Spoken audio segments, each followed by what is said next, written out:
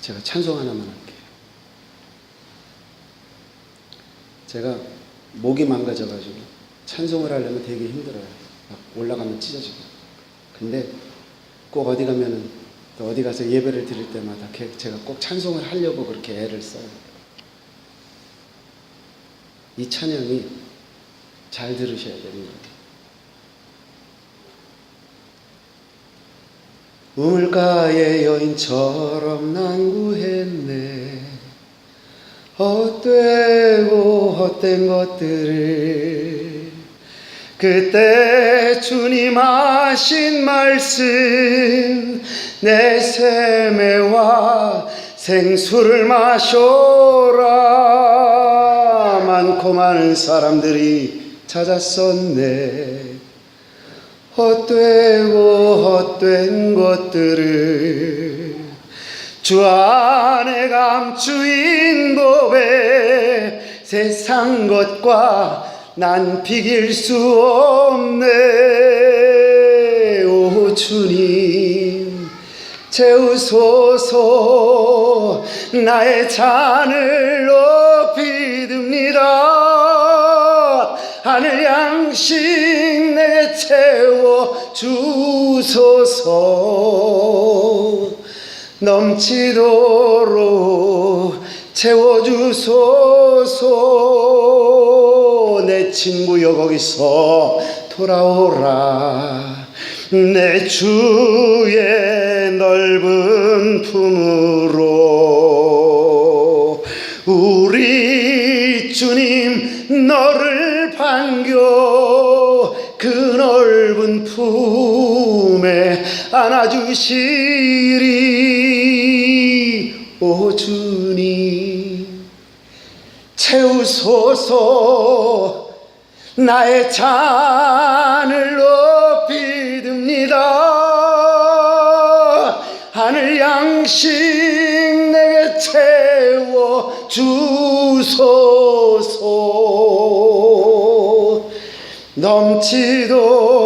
넘치도록 채워 주소서.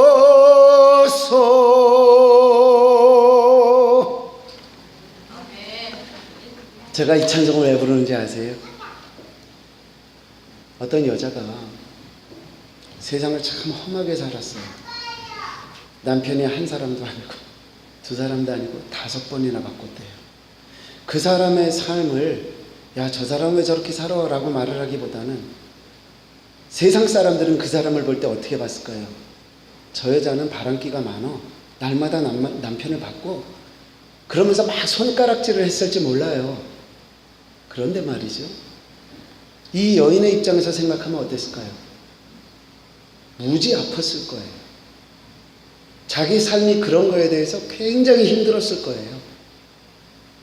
사람들이 욕하는 시선, 자기 속의 아픔, 이게 온갖 뒤틀려 있는 상황에서 예수님을 딱 만났단 말이죠. 그리고 이 사람이 제일 먼저 한 게 뭐예요? 마을로 막 뛰어들어가는 거예요. 그리고 말을 하기를 내가 메시아를 만났다.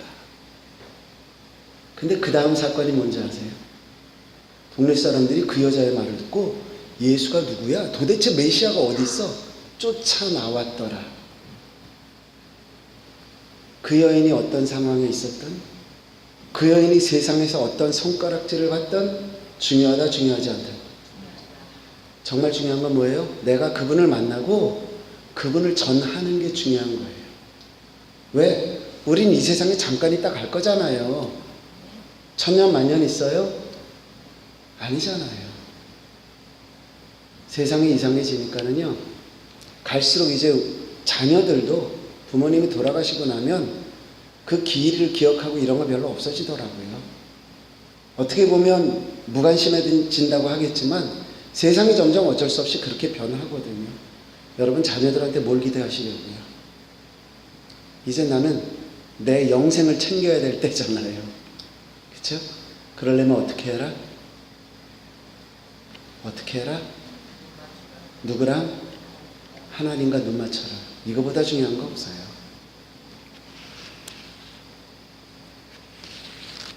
우리가 왜 하나님과 눈 맞추는 게 어렵다고요?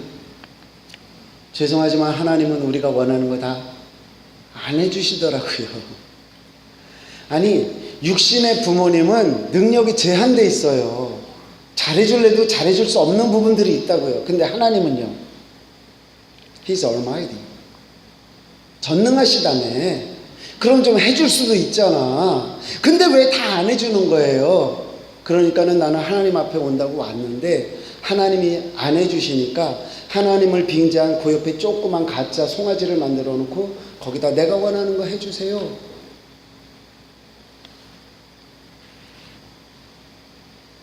우리는 어떤 하나님을 믿자고요? 이 세상을 만드신 하나님. 그 하나님을 믿는 거예요. 그 하나님이 우리에게 두 가지를 가르쳐 주셨다고 그랬어요. 하나는 죽는 것. 하나는 사는 것. 죽는 거는 왜 죽는다고 가르쳐 주신다고요? 죄 때문에 죽는다. 사는 건 어떻게 살 수 있다고 가르쳐 주신다고요? 예수님 때문에 살 수 있다. 그래서 우리에게 구원의 길을 열어주셔요. 누구예요? 예수 그리스도라고 하는 길을 열어주셔요. 근데 제가 여러분들한테 이렇게 말씀드리는 이 내용이 다 어디에 있을까요? 말씀 속에 있죠. 그래서 저는 오늘 여러분들에게 성경 말씀에 대해서 전해드리려고 합니다.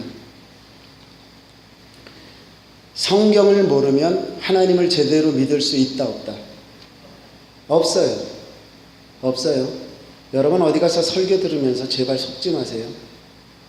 이렇게 하면 복 받는다. 저렇게 하면 복 받는다. 그거 절대로 믿지 마세요. 제가 이렇게 말씀드릴게요. 자, 세례 요한 복 받았어요? 못 받았어요?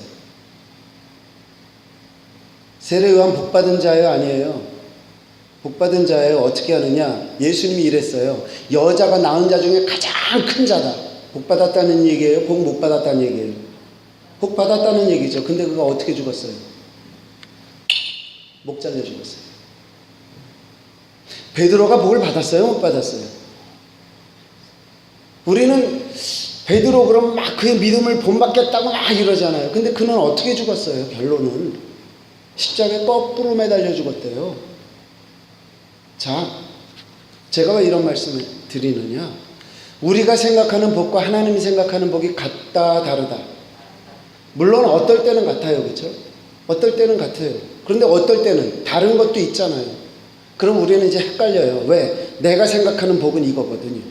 근데 하나님의 복이 그것과 똑같지 않거든요. 그럼 이제 우리는 헷갈려요. 왜 하나님 나는 이걸 달랬는데 이걸 주시느냐 이거죠.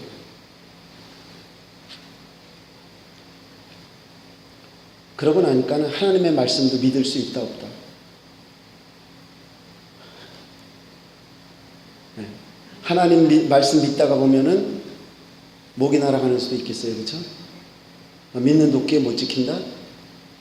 그러니까 하나님의 말씀은 어떻게 믿어야 된다? 대충 믿어야 된다. 그렇죠? 믿고 싶은 부분만 믿으면 되는 거죠. 말은 그렇게 하면서 말은 아니요 그러면서 우린 실제로 어떻게 해요? 우스갯소리 하나 할까요? 어떤 목사님이 우스갯글을 쓰다 이랬어요. 헌신이 지나치면 헌신 짝 된다. 근데 그거는 왜 헌신짝이 되는지 아세요? 헌신을 열심히 했는데 왜 헌신짝이 되는지 아세요? 하나님하고 눈 맞춘 게 아니라 누구랑 눈 맞췄다? 사람하고 눈 맞췄다. 찬양 하나 더 앞부분만 해볼게요. 하나님 한 번도 나를 뭐 시킨 적 없으시고 실망시킨 적 없으시고 2분 되는데 이 머리와 가슴이 그게 억셉트가 안 돼. 그럴 때 있잖아요. 그런데 하나님은 그런 분이에요. 하나님을 어떻게 믿어야 돼요? 여러분들이 말하는 하나님을 믿는다라고 하는 그 스탠다드, 기준이 어디예요? 뭐냐고요 도대체? 아, 저 권사님 보니까 정말 믿음이 좋아. 나도 저 권사님처럼 믿어야 되겠어. 저 장로님 끝내줘. 나도 저렇게 믿어야 되겠어. 그러다가 실망해요 안 해요? 이 목사 믿으면 실망해요 안 해요? 100%예요. 할 수도 있을 것 같아요 정도가 아니라 저 믿으면 몇 퍼센트? 100% 실망해요.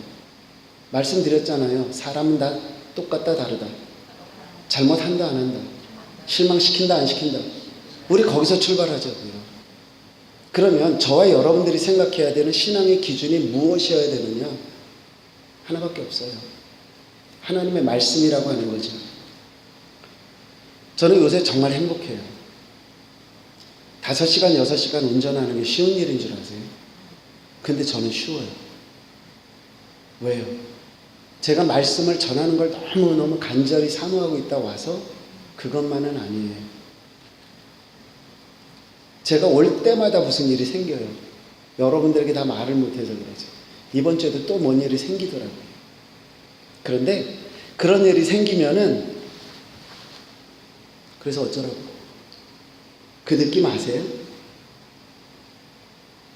뭔 일이 딱 생겼는데 처음에 화가 팍 나요. 그러다가 쫙 가라앉으면서 그래서 어쩌라고? 웃기고 있네. 이런 느낌이 돼요. 도대체 이번 주에 하나님이 무슨 일을 하시려나?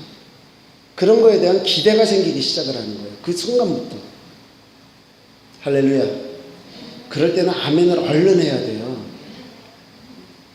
하나님이 무슨 일을 하실까 막 기대가 되는 거예요. 그냥 또 한 번 해야지. 하나님이 무슨 일을 하실까 막 기대가 된다니까요. 그렇죠. 여러분들도 동일한 기대가 있기를 주님의 이름으로 축복합니다. 왜? 우리가 살아가는 세상은 그리 녹록지 않잖아요. 그런데 그런 일이 있을 때마다 화를 낼 겁니까? 그런 일이 있을 때마다 낙심하실래요? 아니요. 정말 하나님 앞에서 하나님하고 눈을 딱 맞추고 보면 하나님께서 나에게 주시는 뭔가가 있을 거 아니에요. 그때 하나님 어떻게 되나 제가 지켜볼게요. 그 정도 배짱은 있어야 되는 거 아니냐고요.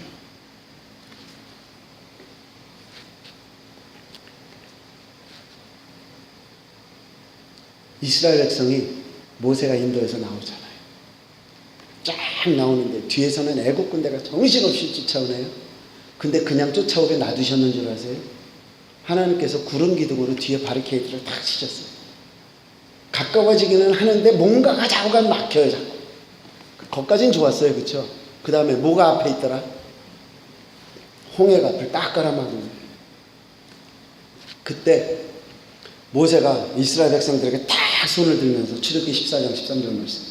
모세가 백성에게 이르되, 다 같이 봅니다. 시작.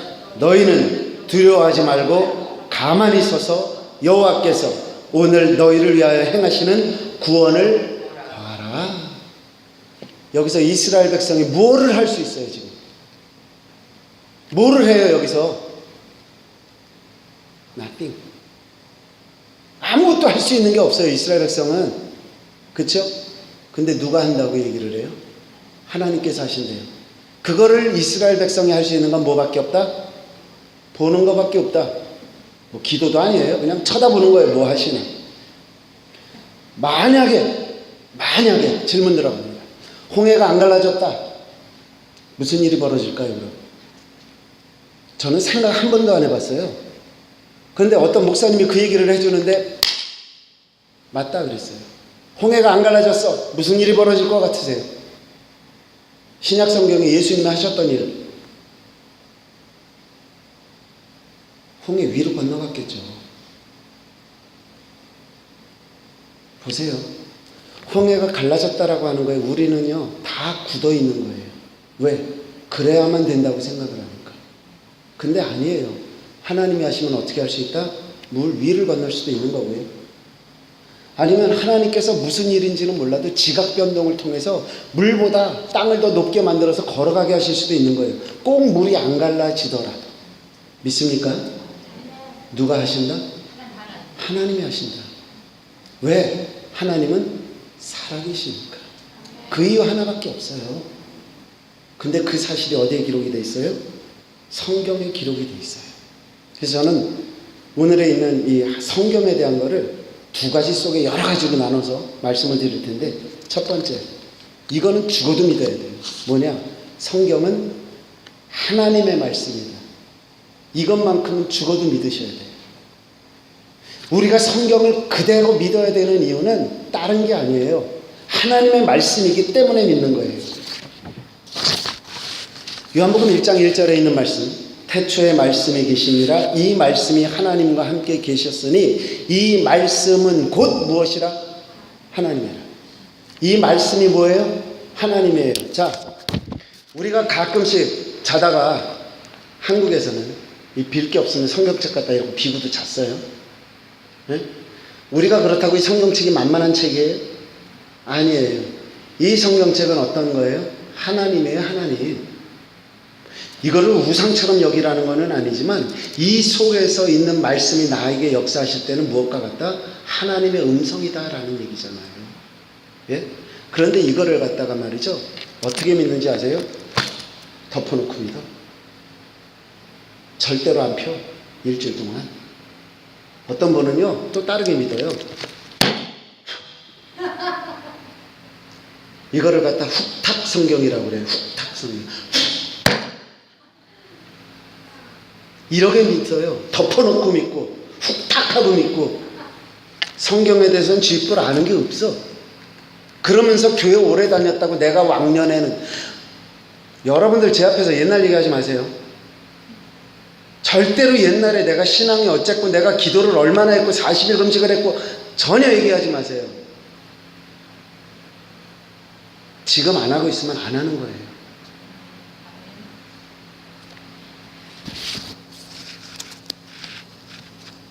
하나님의 말씀을 대할 때에, 그러기 때문에 성경을 대할 때는 우리가 가슴으로 대해야 돼요. 우리 중심으로 대해야 된다고요. 근데 이 말씀이 하나님이시면서 동시에 요한복음 1장 14절 말씀, 말씀이 육신이 되어 우리 가운데 거하셨다. 예수 그리스도의 성육신 인카네이션을 이야기하고 있죠. 육신이 되셨다라고 얘기를 해요. 사도 요한은 우리에게 예수님이 누구신지를 분명하게 알려주고 있어요.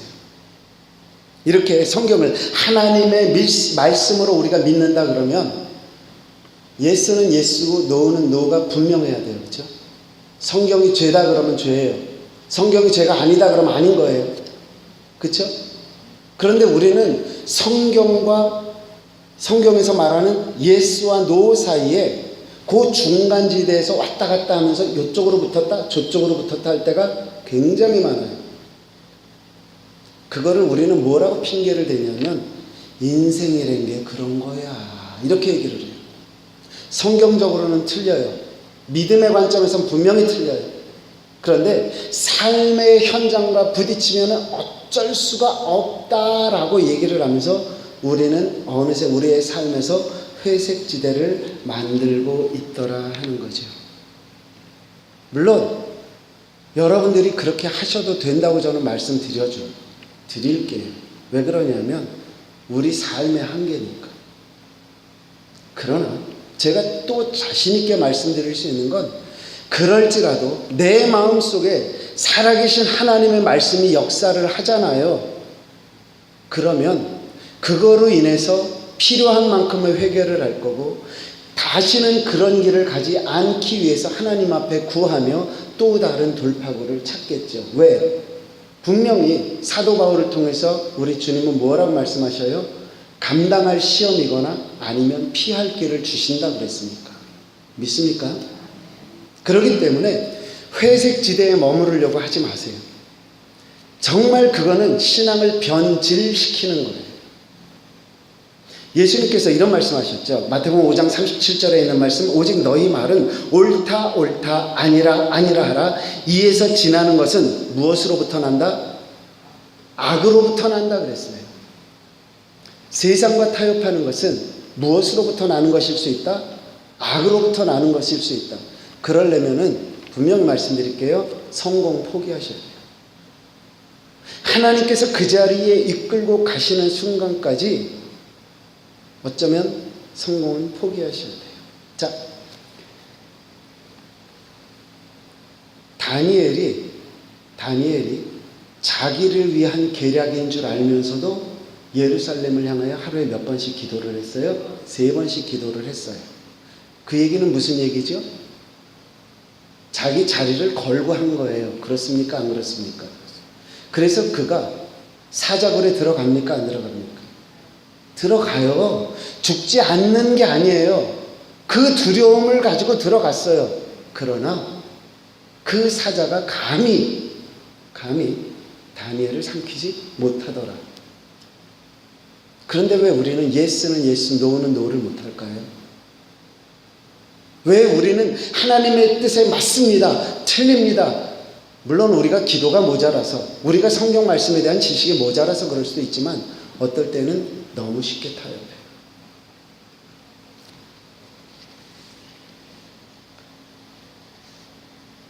예스와 노가 분명해야 된다라는 그 속에서 우리가 정말 긴장해야 되는 이유는 하나님 말씀을 예스라고 받아들이기 위해서는 내 삶이 그 말씀과 함께 가야 되기 때문이에요.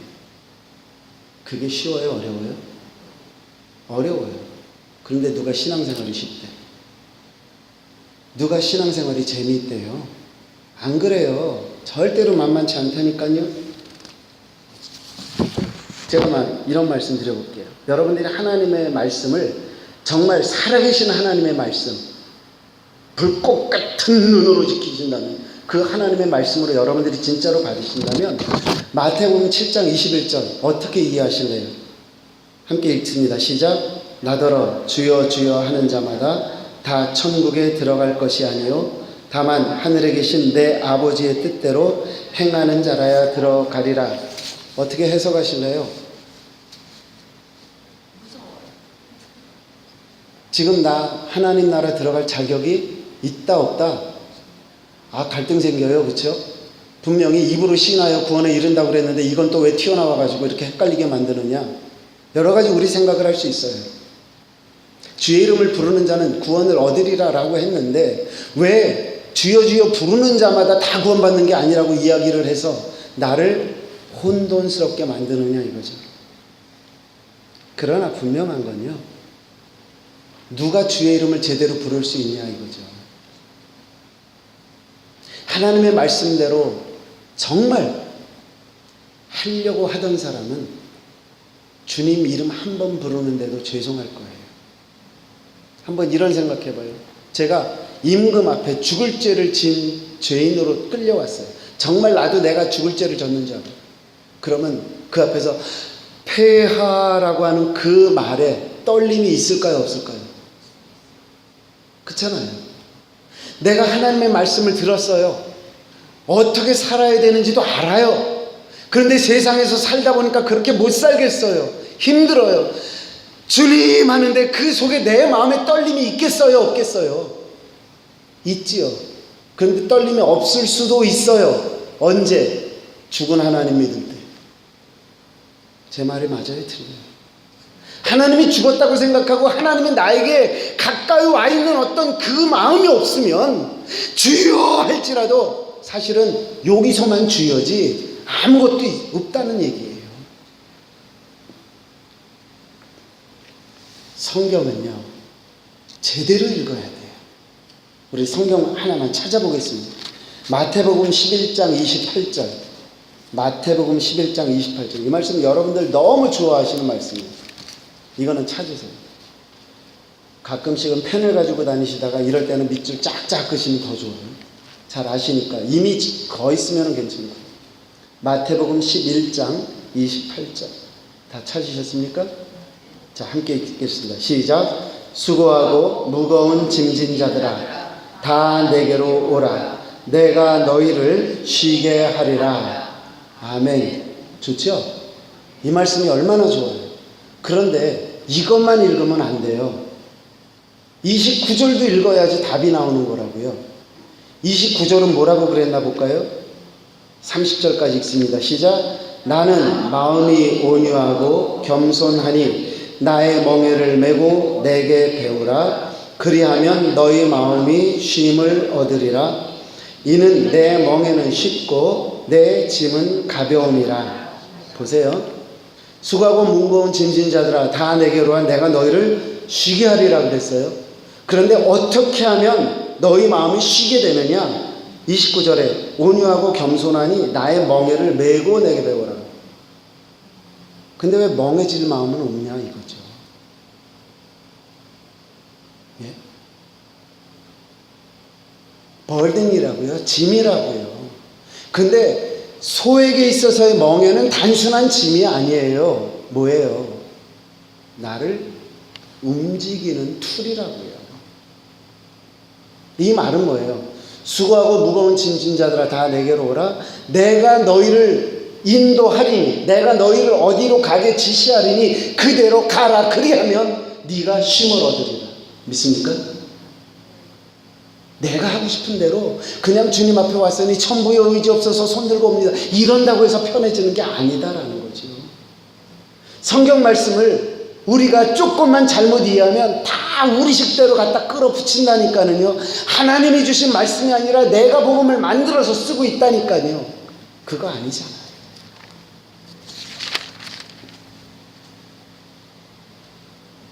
하나님의 말씀은 살아있어요.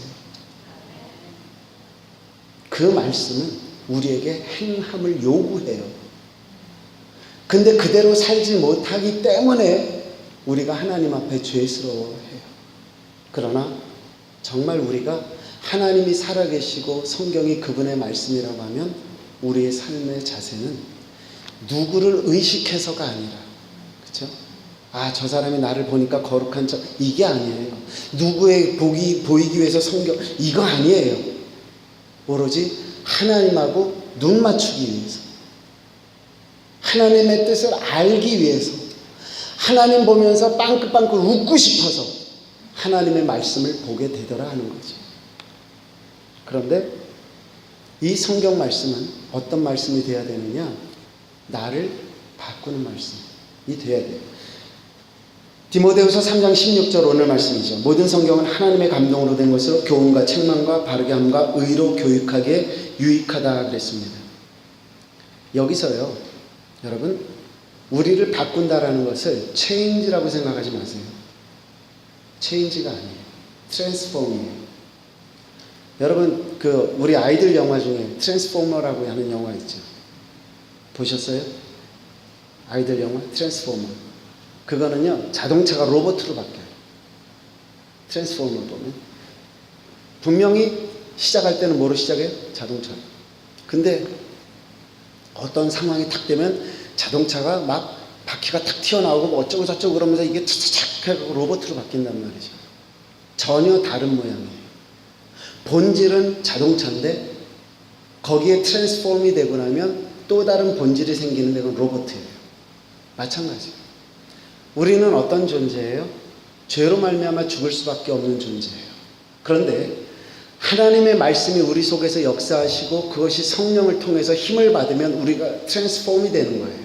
그래서 이전까지는 죄인이었어요. 그런데 우리가 트랜스폼 되면서 어떻게 되느냐? 하나님의 군사가 되는 거예요. God's soldier. 이게 트랜스폼이에요. 성경은 나를 그렇게 바꾼다는 거죠. 성경은 우리에게 율법처럼 다가옵니다. 왜? 구약 성경 전체가 율법이니까. 그런데 이 율법을 통해서 우리는 정말 많은 것을 깨달을 수 있어요. 그 중에 하나가 뭐냐면 나는 어쩔 수 없는 존재다라는 거예요. 아무리 내가 이쁘게 하고 있어도, 내가 아무리 좋은 옷을 입었어도, 내가 아무리 많은 돈을 가지고 아무리 내가 능력이 있어서 많은 사람을 거느린다고 해도 결론은 뭐예요? 나는 죽을 수밖에 없는 존재라고 하는 거죠. 그런 나에게 하나님은 어떤 메시지를 던지시지요. 그 메시지 하나를 위해서 무려 1700년이라는 기간 동안 40명이 넘는 사람들을 통해서 성경을 어떤 주제를 가지고 쓰고 계셨다라는 거죠. 죽을 수밖에 없는 나를 위해서 이런 이유로 말씀을 썼어요. 그리고 그 말씀을 통해서 나는 무엇을 경험하게 돼요? 하나님을 경험하게 되고 영원한 생명을 알아가게 되고 그로 말미암아 구원의 확신을 갖게 된다. 이렇게 말씀드릴 수 있는 거죠. 자, 그러면 디모데후서 3장 16절이 우리에게 이렇게 해요. 하나님의 감동으로 된 것으로. 그거는 나중에 제가 성령을 이야기할 때 다시 해드리겠고요. 교훈이라는 말이 나오죠. 책망이라는 말이 나옵니다. 바르게 함이라는 말이 나오고요. 의로 교육하게 유익하다라고 하는 네 가지가 나오죠.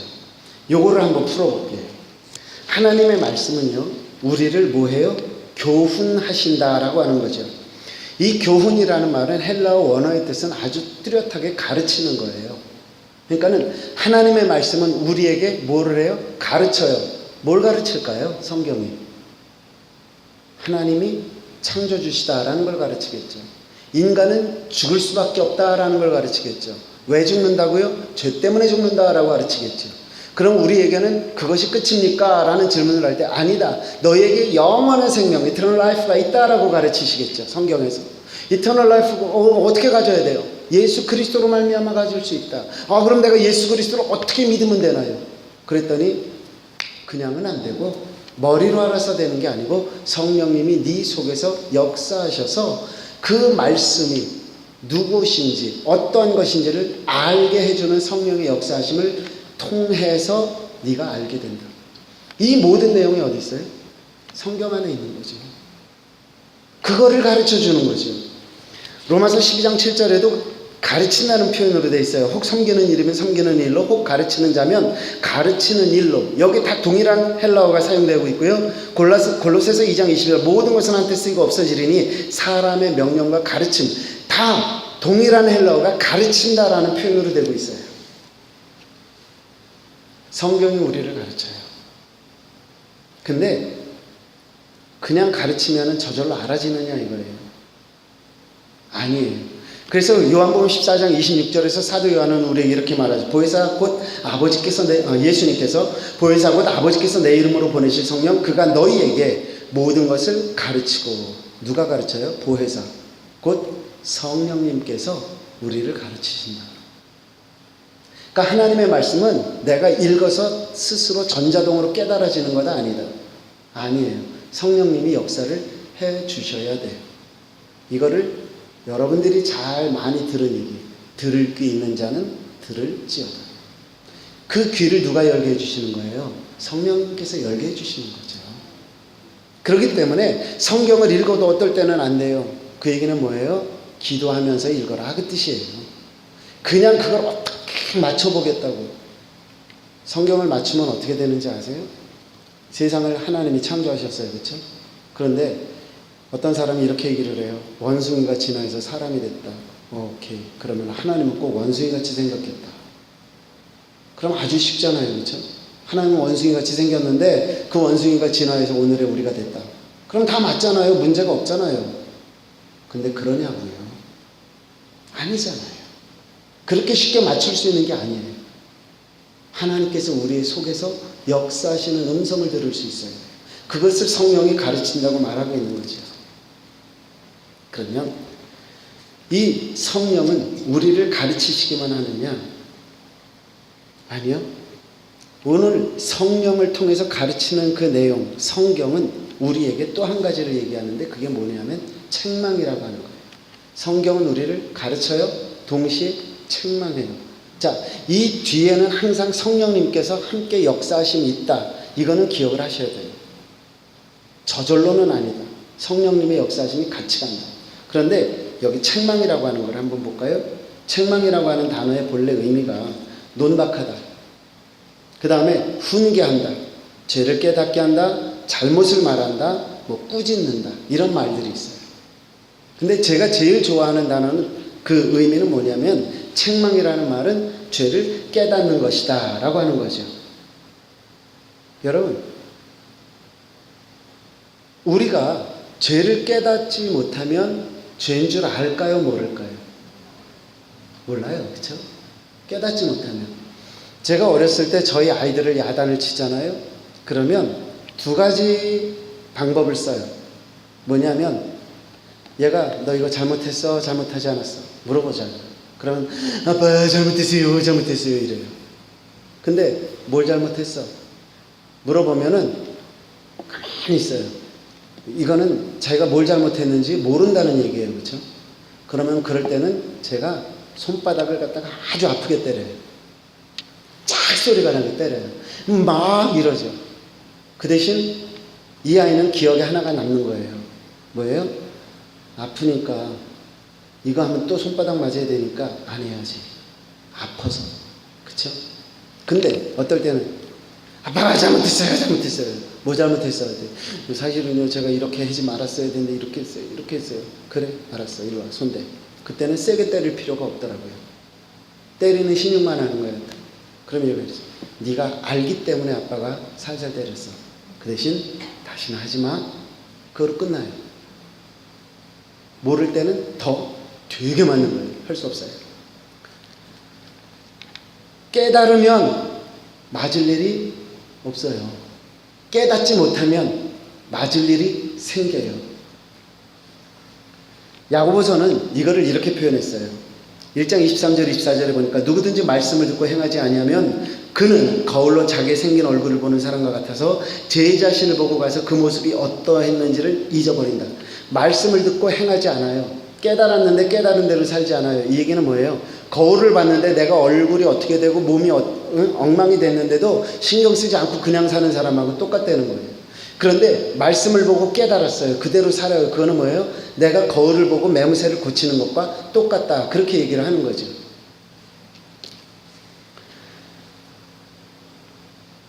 이 책망이라는 단어를 베드로후서에서 2장 16절에 보니까 자기의 불법으로 말미암아 책망을 받대. 여기서 보니까 뭐라 그래요? 무엇을 했을 때 책망이 오는 건 줄 알겠어요? 불법을 했을 때. 내가 법을 지키지 않았을 때, 하나님께서 우리에게 주신 그 법도를 따라 살지 않을 때에 우리에게 무엇이 온다? 책망이 온다. 책망은 다른 말로 뭐다? 깨달음이다. 그렇죠? 그러니까 내가 깨닫는 것이 은혜일 수밖에 없어요. 제가 설교가 좀 맵대요. 그래가지고 어떤 분들은 저한테 그래요. 목사님 설교가 다 좋은 것 같은데 설교를 듣고 나면 이렇게 온몸이 뻑적지근해요. 신나게 두들겨 맞은 것 같아요. 그런 말씀을 하더라고요. 그래서 제가 그럴 때마다 그러죠. 죄송합니다. 제가 뭔데 여러분들에게 야단을 치겠습니까? 절대로 그런 뜻은 없습니다. 근데 여러분, 제가 여러분들에게 묵상묵상 그러죠. 제가 여러분들에게 묵상글을 보내드리는데 이유가 있어요. 뭐냐면 이런 말 아시죠? 남이 하면 불륜, 내가 하면 모르세요?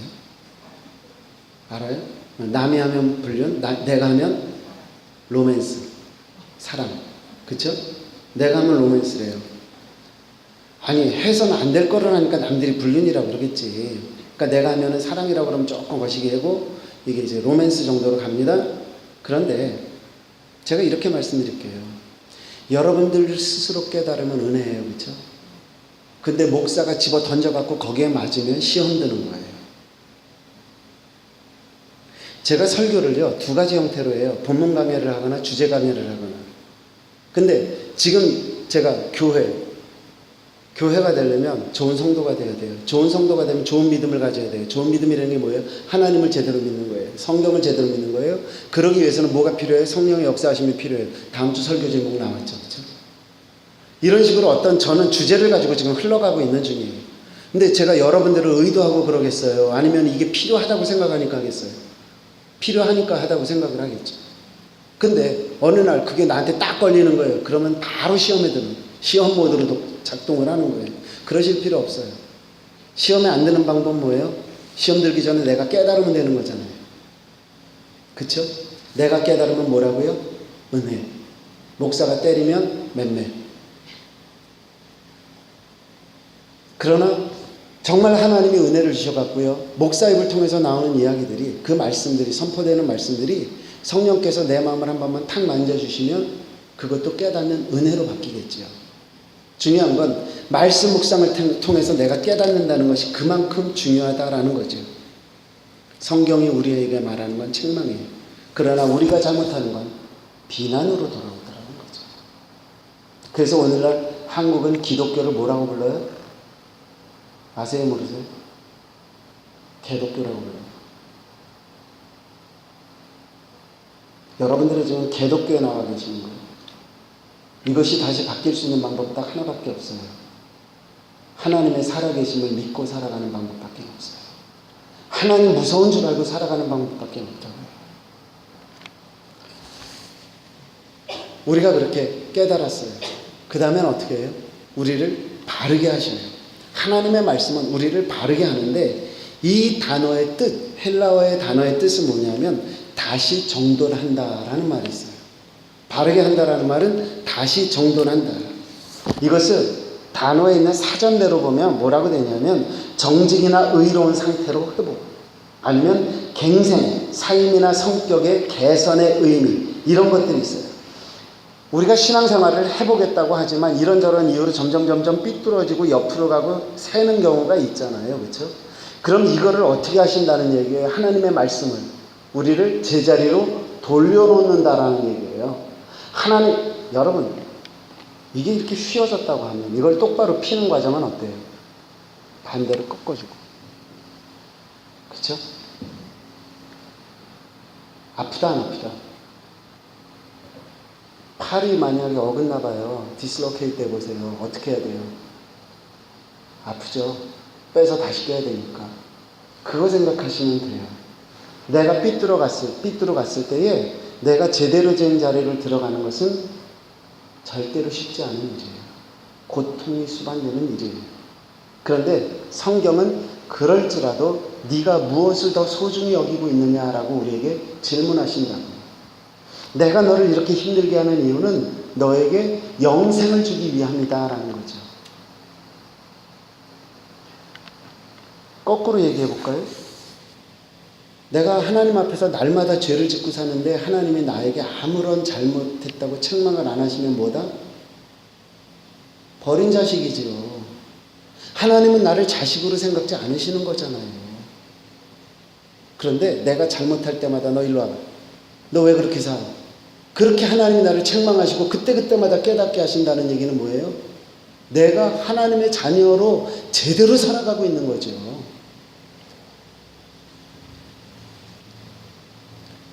마태복음 26장에 보면은 베드로가 예수님을 모른다고 3번 부인하는 사건이 있어요.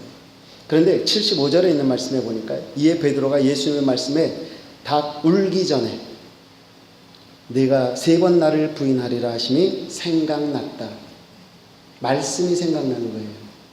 우리가 하나님의 말씀을 가까이 했을 때에 우리가 무엇을 잘못했다? 무엇이 생각나요? 하나님의 말씀이 생각나요. 내가 하나님 앞에서 열심히 하다가 지쳤어요. 내 삶이 힘들면 지쳐요. 예? 아무리 내가 신앙이 좋아도요, 내 현실 속에서 너무 벅차고 힘들면 내가 다운된다고요. 근데 갑자기 어디선가 들려오는 거예요.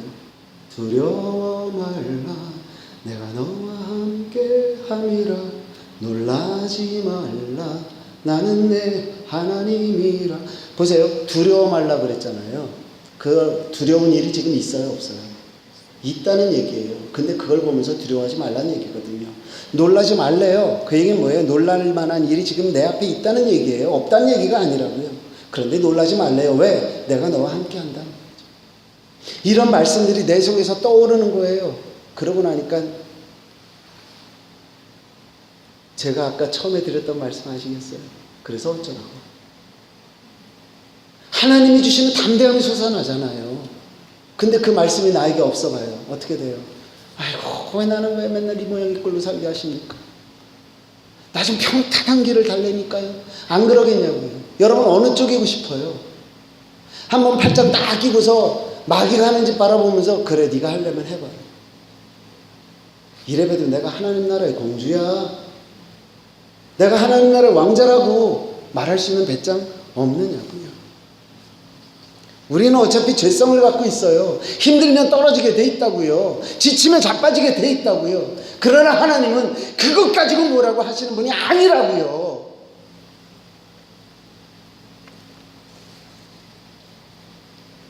하나님의 말씀을 우리가 지키면서 할 때에 우리 주님은 이런 말씀하셔요. 요한복음 14장 21절에 있는 말씀이죠. 나의 계명을 가지고 지키는 자라 나를 사랑하는 자니 나를 사랑하는 자는 내 아버지께 사랑을 받을 것이요 나도 그를 사랑하여 그에게 나를 나타내리라. 계명을 지켜요. 지키는데 지키다가 힘이 모자라면은 못 지킬 수도 있다 없다? 못 지킬 수 있죠. 근데 그거 갖고 주님이 몽둥이 들고 와서 너 왜 안 지켜 이러시는 분이라고요? 그런 뜻 아니라니까는요. 사랑하는 만큼 지켜라 그 얘기지요. 예? 못 지켜도 괜찮아요. 사람이 나를 사랑하면 내 말을 지키리니 내 아버지께서 그를 사랑하실 것이요 우리가 그에게 가서 그 거처를 그와 어떻게 하리라? 함께 하리라. 지치다가 쓰러지면, 지치다가 넘어지면, 아무것도 할 수 없다고 주저앉았을 때 하나님이 모른다고 하시냐고요? 아니죠. 그러나 우리가 말씀을 지키지 않을 때에 주님은 표정을 싹 바꾸시면서 이렇게 말씀하셔요. 24절 말씀, 나를 사랑하지 아니하는 자는 내 말을 지키지 아니하나니.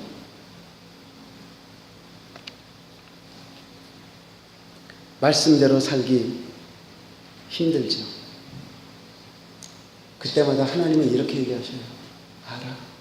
힘든 거 알아. 그러나 우리 조금만 더 힘내보자.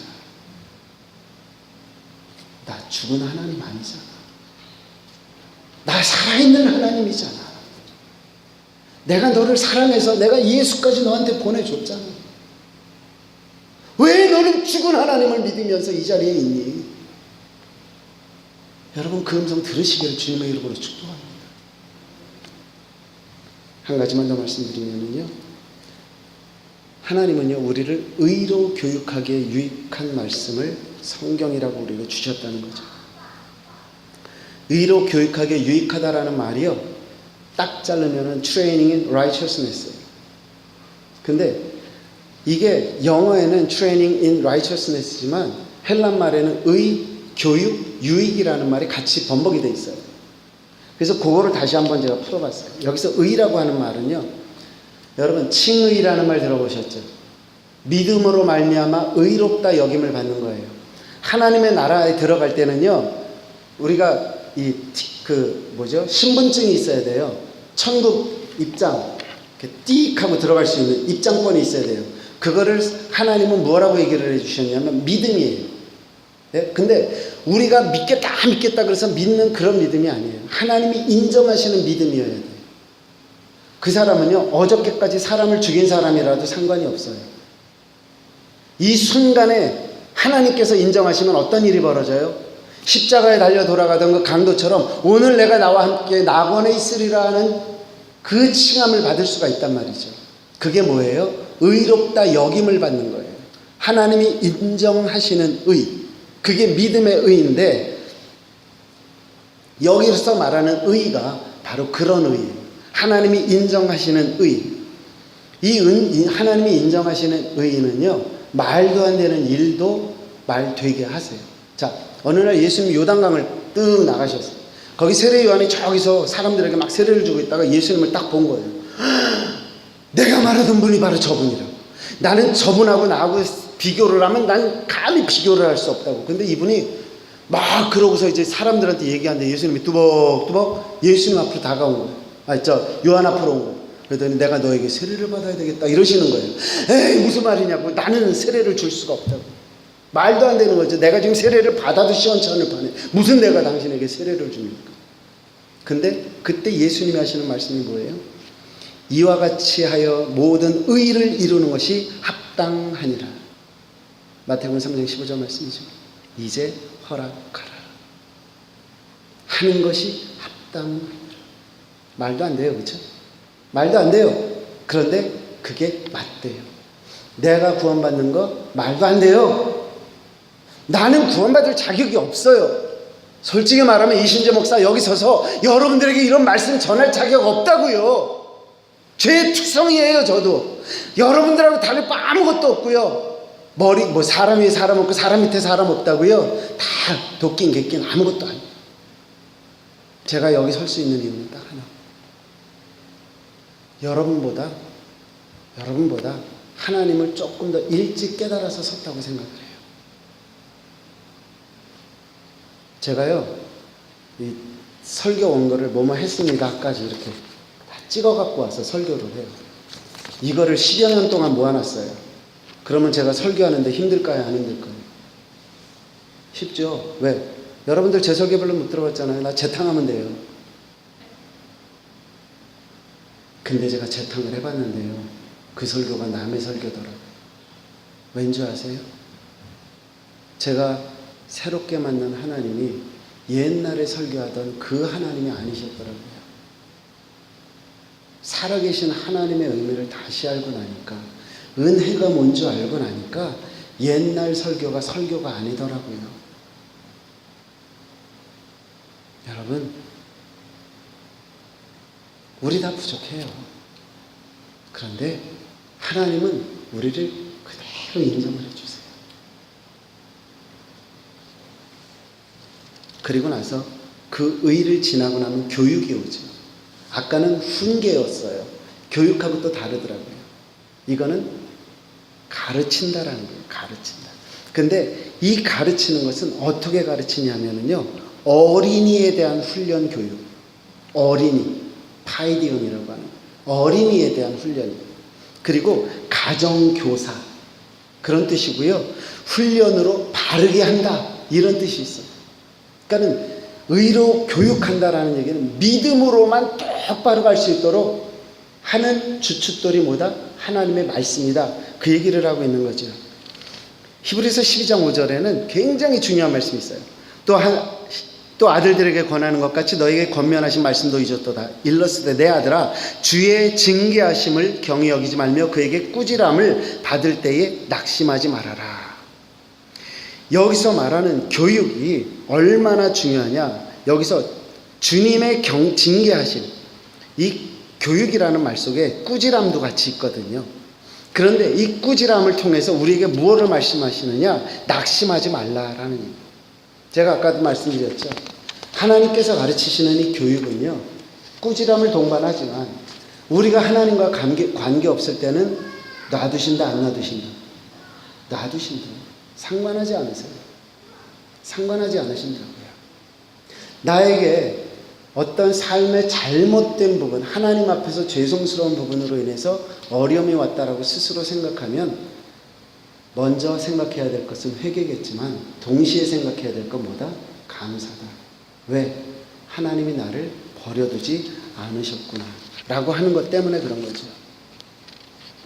그래서 저와 여러분들이 꼭 기억해야 될 것은 하나님께서 우리를 교육하신다, 가르치신다. 그 속에 책망도 같이 있다라는 거죠.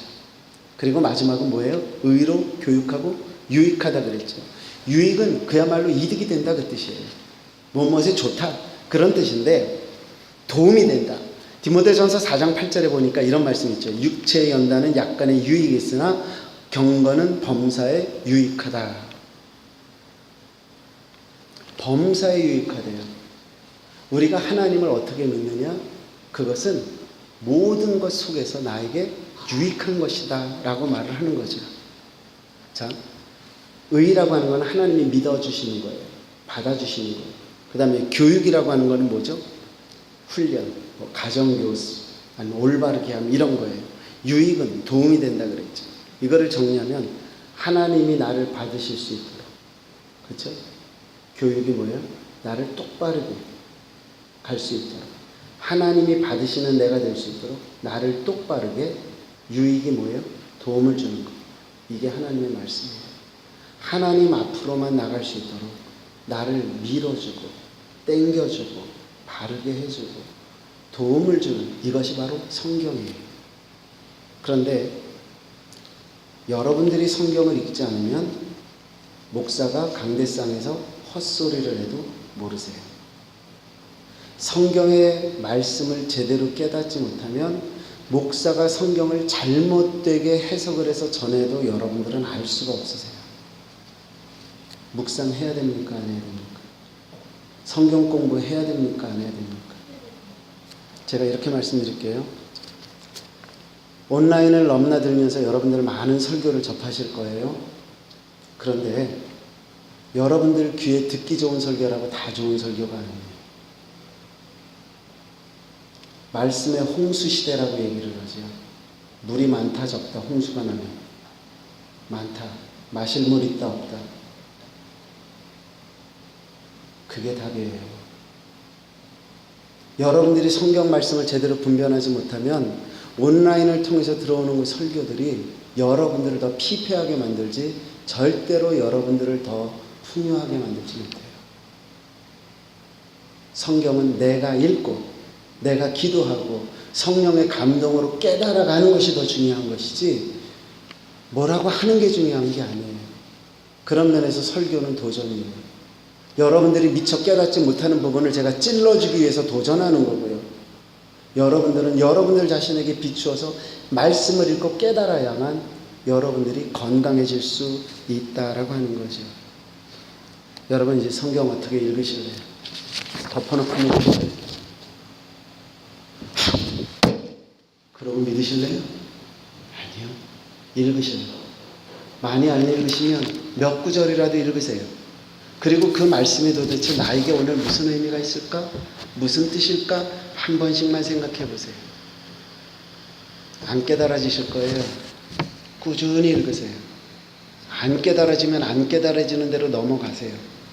근데 이게 무슨 말씀일까? 무슨 내용일까? 생각하세요.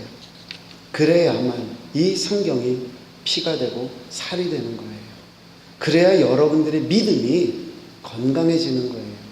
교회에서 누가 알아주고 안 알아주고와 상관없이 하나님과 눈 맞추면서 신앙생활할 수 있는 거라는 이야기죠.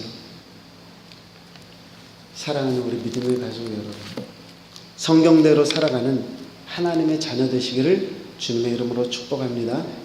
성경대로 살아간다는 말 속에는 성경이 하나님의 말씀이라는 것을 믿는 거예요. 성경대로 살아간다는 속에는 성경이 우리를 가르친다는 것, 우리를 깨닫게 한다는 것, 우리의 믿음을 다시 정비해 주는 말씀이라는 것을 우리가 받아들이는 거예요. 성경은 우리를 어떻게 해요? 훈련시키기도 해요. 때에 따라서는 우리를 깨달음 속에 징계하기도 한다는 거죠. 바라기는 스스로 깨닫는 지혜가 날마다 더해 가시기를 주님의 이름으로 축복하고요. 그래서 목사가 이렇습니다 저렇습니다 해서 그게 마음에 찔림이 오기 전에 내가 무릎 꿇은 그 자리에서 하나님을 통해서 은혜 받음으로 말미암아 맞아 내가 이걸 깨달았어. 우리 목사님이 오늘 말씀 전해 주시는 속에서 그거를 확인해 주시네. 그 속에 저와 여러분들의 믿음의 생활이, 신앙생활이 날마다 즐겁고 행복해지게 되어지기를 주님의 이름으로 축복합니다. 좋으신 아버지 감사합니다. 하나님께서 오늘 우리가 하나님의 말씀을 어떻게 믿어야 되는지를 말씀해 주셨습니다. 하나님, 저희들에게 성령의 감동함을 허락하여 주셔서 하나님의 말씀을 읽을 때에 거저 겉으로만 읽지 말게 도와주시옵소서. 또 우리는 무언가 깨닫기를 원해서 읽지만 어떨 때는 우리의 삶의 연륜에 비해서 어려운 부분도 있고 또 성경을 깊이 알지 못해서 깨달아지지 않는 부분도 있습니다. 그러나 그럴지라도 우리가 하나님과 눈 맞추기 위해서 조금씩 말씀을 배우고 깨달아가면서 신앙생활하는 저희들이 될 수 있도록 성령님께서 우리 모두를 주장하여 주시옵소서. 하나님의 말씀을 따라 사는 저희 되기를 간절히 소원하며 예수님의 이름으로 기도드렸습니다. 아멘.